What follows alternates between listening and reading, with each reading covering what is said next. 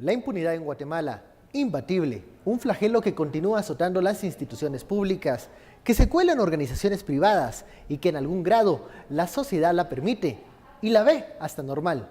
Las últimas capturas revelan que ese manto de impunidad puede rasgarse. ¿Hasta qué punto? ¿Será esta la batalla que unirá a la sociedad guatemalteca? Ese es el tema de la noche. Participe con el hashtag #SFImpunidadGT. A continuación, la nota de la entrega del exdiputado Carlos Herrera, un ejemplo de lo que ocurre cuando la impunidad se rompe.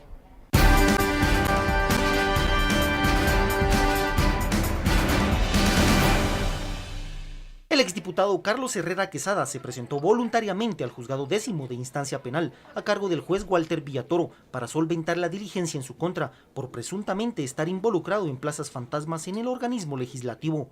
El juez le dio a conocer los motivos de su detención y junto a sus abogados dijo enterarse tarde de su orden de captura, razón por la que no pudo presentarse desde ayer, pero evadió los cuestionamientos de la prensa. Herrera Quesada fue parte de la Junta Directiva 2015, fungió como cuarto secretario del Congreso. El ente investigador les indica de obtener al menos 20 plazas en la modalidad fantasma y le acusa de cometer los delitos de peculado por sustracción y abuso de autoridad.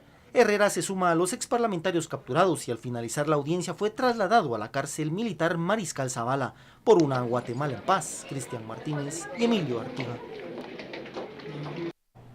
Bienvenidos a Sin Filtro, noche de viernes. Terminamos esta semana laboral, pero bueno, hay que hacer el recuento de los sucesos y de las capturas que esta semana pues acapararon los titulares de los medios. Muchos pensaban que no iba a ocurrir esta captura a excongresistas, incluso estas solicitudes de antejuicio en contra de diputados, pero estamos entonces entrando ya de lleno en la batalla en contra de la impunidad. Ese es el tema de la noche. Puede participar con la etiqueta SFImpunidadGT. Vamos a desarrollar este tema y también a buscar las raíces de esa impunidad y de esa cultura de impunidad que hace que incluso los dignatarios se sientan tan seguros de ser impunes que cometen todo este tipo de actos como lo hemos estado viendo esta semana. Damos la bienvenida a nuestros expertos. Hoy nos visita Karen Slowling y Samuel Pérez. Hoy también aquí está presente en este foro de Sin Filtro. Comencemos con esto. La impunidad, ¿dónde nace? A muchos se nos olvida que ya hace más de 8 años se solicitó la creación de una comisión para batallar, para combatir la impunidad que en aquel entonces se registraba con un índice del 98%. Karin, ¿dónde comienza la impunidad? Bueno, yo creo que como los guatemaltecos tenemos a tener memoria corta, ¿no? Pensamos que empezó el año pasado, que empezó hace 2 años, pero en realidad la impunidad, el hecho de que te puedes salir con la tuya haciendo lo que sea, es un fenómeno muy estructural de nuestra sociedad, data de mucho tiempo atrás. Entonces creo que es bueno y es importante que como ciudadanos nos percatemos que estamos viviendo un momento en donde está saliendo a flote todo eso que estaba acumulado por mucho tiempo, pero que son cosas que se han venido construyendo desde antes de la guerra, que se trató de superar con la firma de los acuerdos de paz, que lo hemos intentado una y otra vez, y una de las veces fundamentales es cuando se inicia a principios de este siglo con la idea de crear la que inicialmente era la CICIAC, ¿se recuerdan? Sí. Y que después evolucionó a una CICIG y finalmente fue aprobada ya alrededor del 2006. Samuel, hablamos muchas veces de corrupción, señalamos a funcionarios públicos, pero la impunidad va más allá y parecía ser la dama de compañía perfecta de la corrupción. ¿Qué es la impunidad? ¿Quiénes se benefician de la impunidad? ¿Quiénes están interesados en mantener vivo el régimen de la impunidad? Sí, no, y como dice Karin, si impunidad es salirse con la tuya cuando cometes un delito, el tema de la corrupción es el otro lado de la moneda de la impunidad, ¿no? Van de la mano. Yo creo que además la impunidad no tiene que verse como algo ajeno a nosotros, no es que solo pase en un sector o solo en ciertas personas o que solo en el Congreso o solo en el gobierno. La impunidad pasa en todos lados y la impunidad pasa desde el momento que nosotros conocemos a alguien que tiene la cola machucada, si es que nosotros no somos también parte de esa cultura de impunidad que hay aquí en Guatemala, ¿no? ¿Cuántas veces no damos mordida por evitar que nos pongan la multa? Eso es impunidad y eso es corrupción también. Entonces, si desde el principio nosotros estamos practicándola, Tampoco tenemos como que la solvencia moral de estar solo poniendo el dedo en otros, cuando también es algo que está enquistado. Y yo veo que está enquistado de tal forma que vemos declaraciones como las de hoy en la mañana de Luis Rabé, que está de lo más cómodo, dando declaraciones vergonzosas, diciendo, pues yo me siento lo más tranquilo, lo más seguro, porque lo que dice es legal.